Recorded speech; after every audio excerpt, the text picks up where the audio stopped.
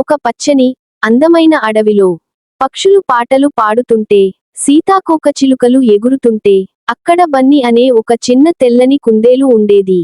బన్నీకి carrot అంటే చాలా చాలా ఇష్టం. రోజూ ఉదయం లేచి తన క్యారెట్ తోటలో తిరుగుతూ పెద్ద పెద్ద క్యారెట్లు తింటూ ఆనందపడేది.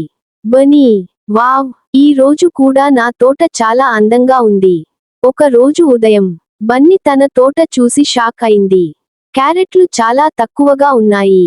బన్నీ బాధగా, అయ్యో, నిన్నటి వరకు ఇన్ని క్యారెట్లు ఉన్నాయి, ఇప్పుడు ఎందుకు తగ్గిపోయాయి?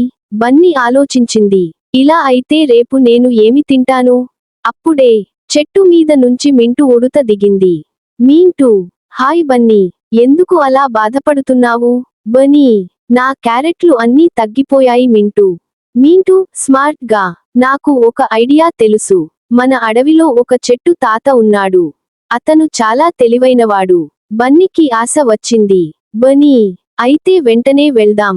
చెట్టు తాత, రా పిల్లలు, ఎందుకు వచ్చారు? బన్నీ, తాతయ్య, నా క్యారెట్లు తగ్గిపోయాయి. చెట్టు తాత నవ్వుతూ, బన్నీ, నీ దగ్గర ఉన్నదాన్ని పంచుకుంటే ప్రకృతి నీకు ఇంకా ఎక్కువ ఇస్తుంది. మీంటూ, అంటే పంచుకోవాలా?